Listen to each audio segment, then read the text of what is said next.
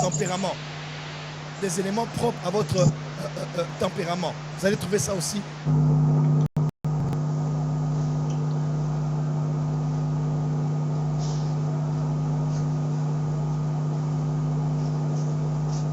Dans les gènes. Mais aussi quand on va plus loin, surtout dans le cadre de la spiritualité, on peut retrouver à l'intérieur un élément capital dont j'aimerais parler ce soir. Cet élément-là, c'est l'élément qu'on appelle l'iniquité.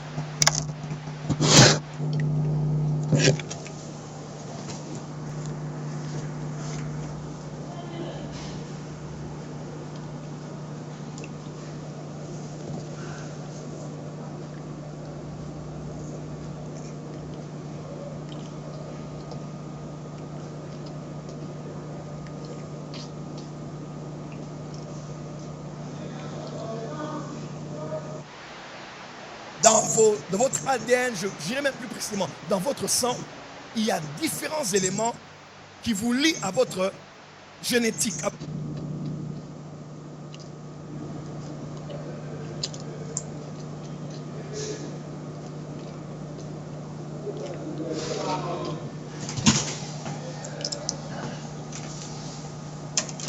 Votre généalogie, à votre géniteur, à votre race, votre clan, votre village, les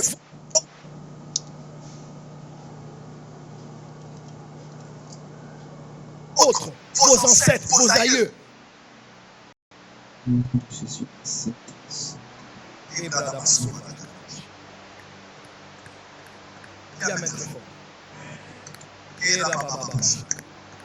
J'ai une vision, je suis en train de voir qu'on est en train de perfuser les gens ici. Donc je parle, je vois comme si il y a des lits et des lits et ils sont en train de subir une transfusion. Je ne sais pas, mais il y a un travail que Dieu va faire durant ces jeudis pour purifier le sang, nettoyer le sang, délivrer le sang, libérer le sang. Et cette chose s'appelle l'iniquité. Écoutez-moi très bien maintenant, je veux commencer mon message. 10, 15 minutes et j'ai déjà terminé. Les scientifiques disent que, de manière basique, lorsqu'un homme fait une chose, pratique une chose pendant 21 jours, sans interruption, il est possible que la chose qu'il pratique puisse s'inscrire en code génétique. Donc que ce soit lié et que ça entre à l'intérieur de lui et ça peut être enregistré à l'intérieur de son ADN et se transmettre à une autre génération. Lorsqu'un homme fume aujourd'hui, demain, après-demain, pendant 21 jours et qu'il vit comme ça, avec possible que même si son fils ne l'a jamais vu, là où son fils partira, il a cette information, cette information génétique qui le poussera à faire comme son père a fait. Quelqu'un peut dire avec moi, amen. Et ça, c'est scientifiquement parlant. Mais spirituellement parlant, vous le savez avec moi, il est écrit, Dieu dit, il y a celui qui punit l'iniquité des pères au fils jusqu'à la 3e et la 4e génération. Remarquez bien, on ne dit pas que Dieu punit le péché des fils. On ne dit pas que Dieu punit le péché des pères sur les fils. On dit Dieu punit les iniquités de quoi? Des pères sur les fils de la 3e jusqu'à la 4e génération. À vrai dire, le péché n'a jamais été le problème. Le problème, c'est l'iniquité.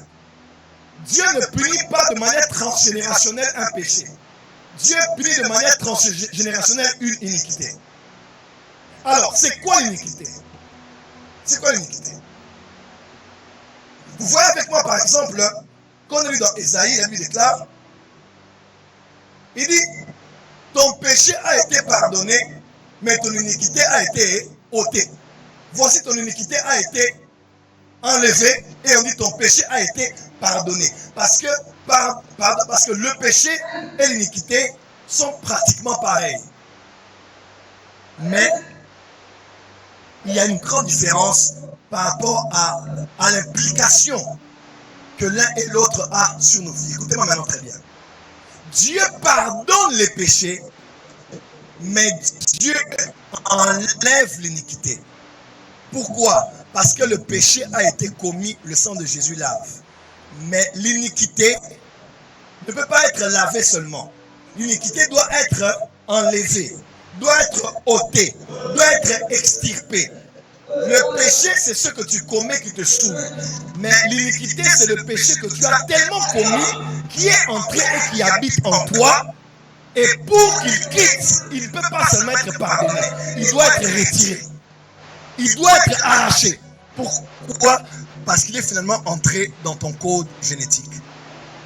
La lamentation, on dit, et nous. Et ils ne sont plus. Mais nous maintenant, nous subissons quoi? La punition de leur iniquité. Parce que l'iniquité, c'est le péché qui est entré en toi. C'est là où l'apôtre Paul